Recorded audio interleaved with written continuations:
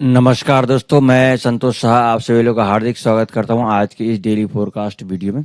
आज की इस वीडियो के माध्यम से हम जानने का प्रयास करेंगे कि आज गोल्ड में क्या हो सकता है, कहां से हम सेल कर सकते हैं, कहां से बाय कर सकते हैं, कौन कौन सा इंपॉर्टेंट लेवल है, और फॉरेक्स फैक्ट्री के माध्यम से हम जानने का प्रयास करेंगे कि आज के दिन में क्या मेजर इवेंट है।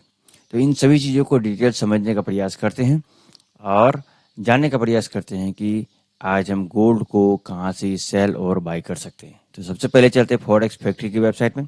तो यहाँ हम आ गए फॉरेक्स फैक्ट्री की वेबसाइट में।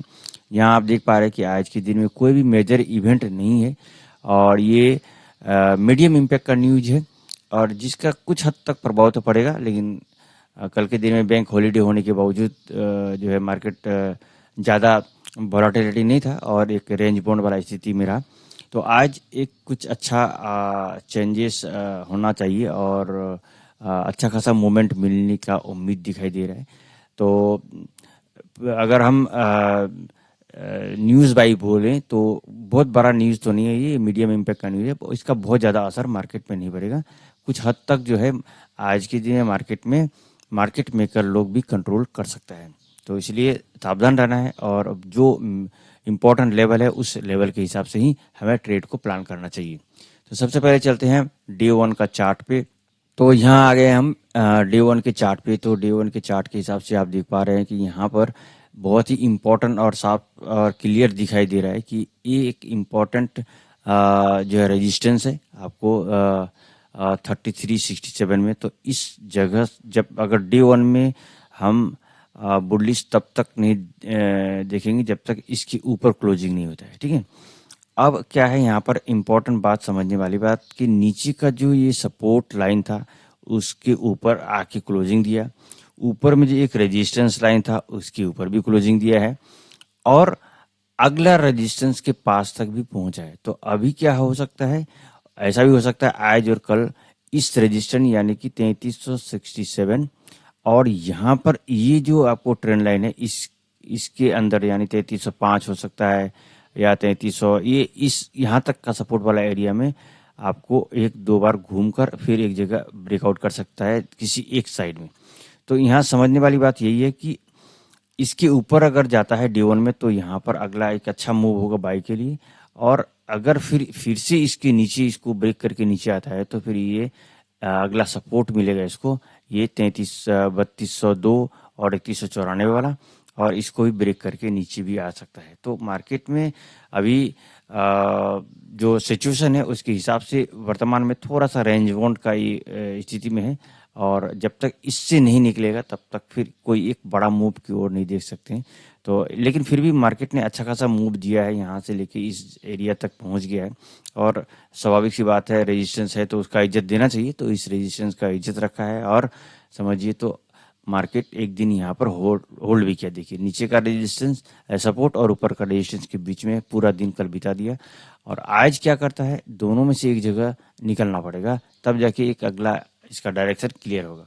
हम चलते छोटा टाइम फ्रेम पे जिससे कि और ज़्यादा क्लियर होगा कि हम कहाँ पर कौन कौन सा इंपॉर्टेंट जगह है जहाँ पर हम सेल और बाय कर सकते हैं। तो H1 का चार्ट के हिसाब से अगर देखेंगे तो वर्तमान में मार्केट जो है एकदम बिल्कुल सेल जोन के पास में खड़ा है और ये जो 50 और 52 वाला एरिया है यहाँ से मार्केट सेल हो सकता है और इसके ऊपर अगर क्लोज देता है तो यहाँ से बाय होगा आपको इस एरिया तक, कहाँ पर 62 और 69 के बीच में। और जब इसको ब्रेक करके आगे जाता है तो इसका इम्पोर्टेंट आगे का लेवल है आपको 3410 और 14 और उसके बाद 3440 और 35 के बीच में। तो ये आपको इम्पोर्टेंट लेवल होगा अपसाइड के लिए अगर ये इसको ब्रेक करता है और इससे आगे निकलता है तब। अगर ये मार्केट मान के चलिए इसको ब्रेक करके इसके नीचे आता है तो इसका लेवल आपको इस प्रकार से है। आपको ये पहला लेवल यहाँ पर हो गया, आपको बाय स्कैल्पिंग यहाँ पर मिलेगा 3326 और 23 के बीच में। अगर इसके नीचे आता है तो ये आपको 14 और 12 3314 और 12 के बीच में जो है मार्केट यहाँ पर आपको बाय स्कैल्पिंग का मौका देगा। उसके बाद इम्पोर्टेंट डिमांड जोन है आपको 3270 और 80 के बीच में, और अगर इसको ब्रेक करता है तो आपको दो सपोर्ट है, एक है आपको 3251 और 47, दूसरा आपको 3223 और 3220 के बीच में। ये एक इम्पोर्टेंट जगह है और जो इम्पोर्टेंट सपोर्ट है वो आपको है 3206 के पास। तो ये सारा लेवल है, इन सभी लेवल्स में अगर आता है तो यहाँ से हमारा हमारा जो है बाई स्कैल्पिंग बनता है, बाई जोन बनता है।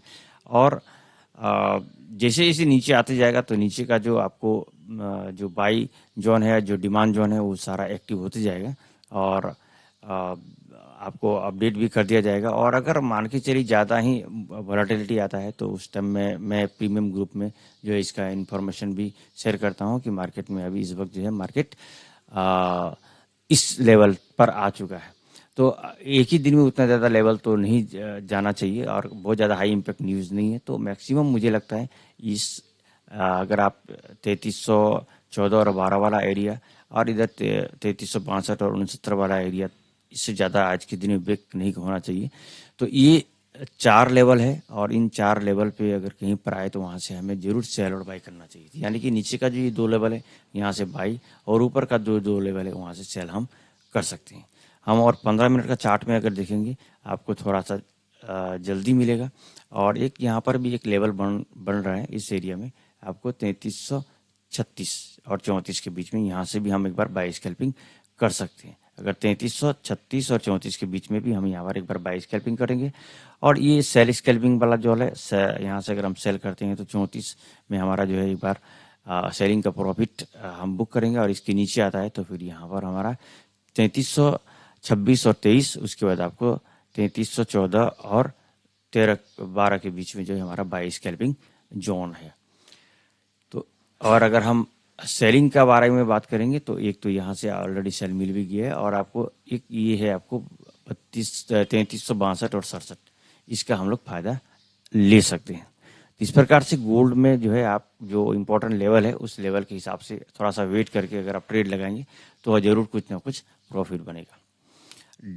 अगर DXY के बारे में बात करेंगे तो DXY कमजोर होता हुआ नजर आ रहा है। आप देख रहे हैं कंटिन्यू जो है 3-4 दिन से 1 2 3 4 5 6 7 8 दिन से जो मार्केट इस बॉक्स के अंदर में जब से घुसा है वो यहाँ आने का प्रयास कर रहा है। तो डॉलर को कमजोर तो डॉलर जो है डेली कमजोर हो रहा है। डोनाल्ड ट्रंप का जो प्रयास है सफल नहीं हो रहा है, जो कुछ भी वो कर रहा है उसमें। तो जरूर वो सफल होंगे, जब वो सफल होंगे तो स्वाभाविक सी बात है फिर ये डॉलर जो है मजबूती का राह पकड़ेगा। लेकिन फिलहाल जो है ये कमजोर है और जिसकी वजह से गोल्ड जो है दोबारा से फुल बैक लेके अप साइड की ओर जा रहा है।